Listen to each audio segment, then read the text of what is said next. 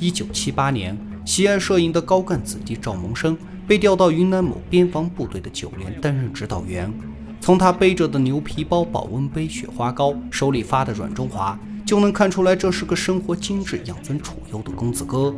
站在一旁的排长靳开来，望着他又白又嫩的脸，讥讽道：“喝着牛奶长大的果然就是不一样，不像我们这些吃着地瓜干长大的，一天擦3遍雪花膏也抹不掉身上的土腥味。”为人忠厚的连长梁三喜生怕他这张破嘴又得罪人，只好急忙插话缓和气氛，并热情地带着赵蒙生去进行就职演说。而梁三喜由于前任指导员去军校学习，已经3年未能回家。这次幸得赵蒙生调来，他终于获批了1个月的探亲假。但赵蒙生天天都是心不在焉，来了1个多月，连有多少人都不知道。梁三喜见此放心不下，只好一再推迟动身的日期。而日夜思念的妻子也只能暂时在梦中相见。另外，从小锦衣玉食的赵蒙生，每顿饭望着粗面馒头都是难以下咽，只好左剥一层右剥一层，搞得跟吃药一样。心直口快的靳开来对此不禁大发牢骚，说这里不是幼儿园，要享福让他回家去享。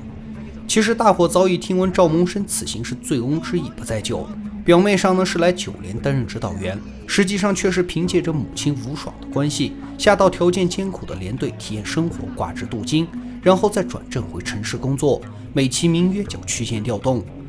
这天靳开来自掏腰包帮梁三喜买好车票，催他启程。可梁三喜若有所思地说道：“去不成了。”原来近日来越南在边境多次挑起武装冲突，推倒界碑，侵入领土，并打伤我国边民。另外一边，吴爽往师部是一天几个电话，反复催促儿子赵蒙生的调动问题。基于以上2点，梁三喜预料到部队肯定会在近期开拔。靳开来起初还有些不相信，但听完这番话后，不由得点点头，因为吴爽是真正的神通广大，知道的消息比军部和师部还早。此时赵蒙生鬼鬼祟祟地站在门口偷听，靳开来帽子一摔，推开窗子，对着他大骂道：“这个老娘们要胆敢在部队上前线的时候把你这个花花公子给调回去，我要不自费上北京告他，我就不是靳开来。”很快部队果然就收到了开赴前线的命令。梁三喜正带着士兵们加紧整理行装时，忽然接到了将赵蒙生调走的电话。你们都是些好同志，你就放我走吧。谁是个好同志？现在你就给我滚蛋！支持青年下放的时候，你们怕下乡，都涌到部队里头来。现在感到吃苦了，又削尖了脑袋要回大城市。养兵千日，用兵一时。中国是我的，可也是你的。现在在你面前正处在一道坎上，前进一步还好说，后退一步，你是个啥？有的是词儿。在梁三喜劈头盖脸的痛骂和斥责下，赵蒙生不得不硬着头皮随部队坐上了开往云南边防线的列车。他蜷缩在车厢的角落里抽着烟，神情中带着不满和恨意。显然他上前线并不是心甘情愿，只是舆论所迫。至于连长的那番话，他并不明白，什么国什么家对他来说远远不如自己的小命重要。很快列车就到达了边境，就在发起进攻的前夕，神通广大的吴爽竟然把电话打到了前营指挥部，要求老朋友雷军长将儿子赵蒙生立刻调走。雷军长愤怒之余，在战斗动员大会上当众痛斥这种可耻的行为。同志们，现在战争就要打响了，我的千军万马正要去杀敌，拼命流血。可就在这个时候，我的军里发生了一件奇闻怪事。有这么一位神通广大的贵妇人，了不起呀，很了不起哟。她竟有本事从千里之外把电话要到我的前沿指挥所。我想同志们都会知道的呀，在这种关键时刻，我的电话分分秒秒千金难买呀。他来电话干什么呀？让我关照他的儿子，要我把他的儿子调回后方，把我的指挥所当作交易所了。他奶奶的，走后门竟走到我流血牺牲的战场上。他的儿子何许人也？此人原是军机关的一个干事，眼下就在你们师某连当指导员。我不管他是天老爷的夫人还是地老爷的太太，谁敢把后门走到战场上，我偏要他的儿子第一个扛着炸药包去炸碉堡。这番话赢得了战士们排山倒海的掌声，而赵蒙生早已是羞愧无比，恨不得找个地洞赶紧钻进去。加上士兵们的鄙视和讥讽，深受羞辱的赵蒙生激发出了内心中的自尊心和爱国心，于是咬牙切齿、痛哭流涕地当着全连立下重誓，绝不再当贪生怕死的孬种。接着上级任命9连为尖刀连，负责执行先锋穿插的任务，而靳开来呢也被提升为副连长。一直以来，他作为全团最老的炮兵排长，论工作那是呱呱叫，讲技术呢更是没人可以比。可他最大的毛病就是心直口快，得罪了不少人。曾经连里几次提议他当副连长，上面的都没有批。如今靳开来听到自己终于被提升为副连长，并不惊喜，只是微笑着朝梁三喜说道：“好啊，战前赏了我个送死的官，放心，我一定会死出一个副连长的样子来的。”在靳开来潇洒的言语中夹杂着一丝落寞和惆怅。他不是怕死，只是对家中的老婆和孩子放心不下。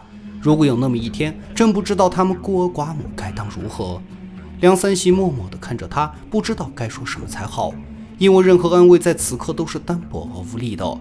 深夜时分，两人喝得酩酊大醉，靳开来依旧不改本色，举着杯笑道：“干了这杯酒，我们烈士陵园见。”第二天一大早，随着我军炮火对敌人的猛烈轰击，英勇的士兵们纷纷冲向了战场。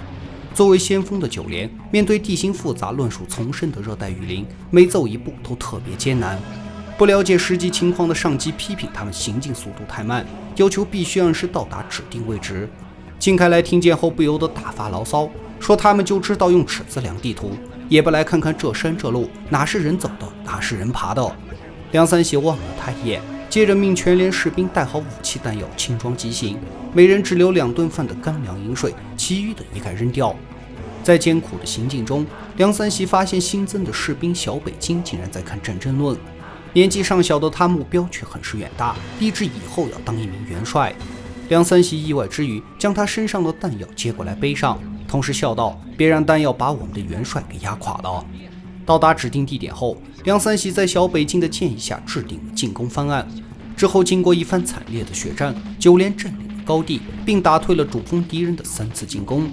而此时全连已是断水绝粮，又渴又饿的士兵们不免情绪低落，战斗力是直线下降。靳开来眼见鲜血换来的寸寸阵地即将失去，当即决定带人去砍伐甘蔗来给战友们解渴。然而就在回来的路上，他不幸踩中了敌人的地雷，但抬回阵地时已是奄奄一息。他临终前的遗言并不是什么豪言壮语，而是让大伙把甘蔗给分了。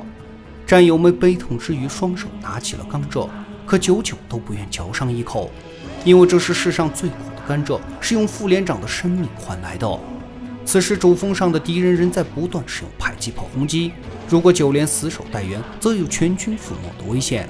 所以梁三喜果断带着战友们向主峰发起了进攻。在惨烈的战斗中，作战勇敢的小北京因为发射过期炮弹而失去战机，从而不幸牺牲。当占领了主峰高地后，逃散的残敌忽然打了一梭冷枪。就在命悬一线之时，梁三喜义无反顾地将赵蒙生一脚踹飞出去，只听得砰通2声，他便倒地不起了。刹那间天地一片安静，战友们不约而同地望向连长。扑在地上的赵蒙生似乎意识到了什么，他恍恍惚惚地爬过去，轻轻地喊了2声连长，但却听不到一丝回音。只见身上的血迹正从弹孔周围蔓延开来。悲愤交加的赵蒙生反身拿起机枪，朝着残敌就是一通狂扫，紧接着抢过手榴弹，孤身一人冲上去炸毁了敌人的抗洞。自此，他终于不再是那个贪生怕死的大少爷，而是蜕变重生为一个勇往无前的战士。战斗结束后，赵蒙生在整理梁三喜的遗物时，发现了一张血染的欠账单，上面详细记录了每一笔借款，共计620元。最后，随着越南自卫反击战的胜利，九连跟随着部队班师回国。梁三喜等壮烈牺牲的战士被评上了战斗英雄，其他的则一一论功行赏。而靳开来平时因为心直口快得罪了不少人，所以战后就有小人在背后打报告，反映他违反纪律偷老百姓的甘蔗，最终导致他没能评得任何功勋。愤愤不平的赵蒙生于是将自己的1等军功章送给了靳开来的妻子，接着他越级向上反映，势必要为靳开来讨一个说法。雷军长得知此事后不禁怒道：我们有些同志总是喜欢听阿谀奉承，对于爱提意见的同志到死也不肯放过，如果不给靳开来立功，那是天理难容。紧接着吴爽也来到了连队，一见到雷军长，他便铁着脸说道：当时那么凶，劈头盖脸的骂我，当初我从死人堆里把你背出来的时候，你怎么不骂我？不是我雷震不讲人情，因为我背后有天理，有活法。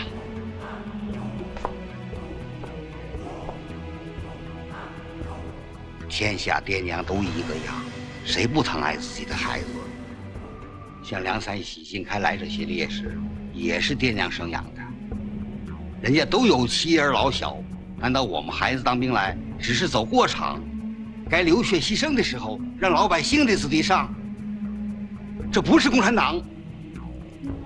这时赵蒙生将雷凯华的1等军功章递了来，雷军长起身后双手握着，半天讲不出一句话。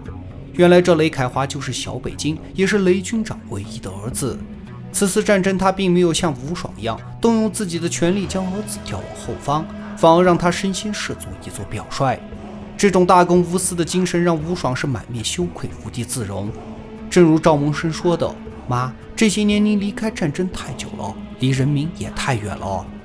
与此同时，梁三喜的妻儿老小因家境贫困不舍得坐车，虽是一路风霜徒步千里才来到连队。赵蒙生得知后立马买了一些奶粉之类的副食品送了去，另外一边呢则卖掉了最心爱的相机，准备和战友一起凑钱把连长的欠款还掉。可俗话说人穷志不短，淳朴正直的梁大娘和玉秀根据三喜家信里的叮嘱，谢绝了战士们的好意，拿出抚恤金和卖猪的钱，坚持要把欠款还上。痛哭流涕的赵蒙生忍不住跪倒在梁大娘面前说道：这钱就让我来还吧，因为是连长用生命换得了他的重生，他努力所做的这一切只是想稍微弥补一下心中的愧疚。可无论做什么，在此后的余生中，他终将一直背负着内疚和痛苦活下去。我想经历过这次战争的洗礼，他对生命的价值有了更为深刻的认识，只是这成长的代价真的太过沉重。最后在九连的陪同下，梁母一家来到了烈士陵园，将花环敬献在了三喜的墓地上。临走时，玉秀抱着丈夫还未见过的女儿盼盼磕了3个头，老母亲则一边摸着坟头，一边喃喃地说道：娘走了，等盼盼长大了再来给你添土上坟吧。最后在部队的安排下，梁母一家坐着吉普车返回了家乡。站在山坡上的雷军长众目敬礼，以示相送。渐渐的，他的身影随着高山之上的英烈墓地不断向后退去。这正是青山处处埋忠骨，何须马革裹尸还。落红不是无情物，化作春泥更护花。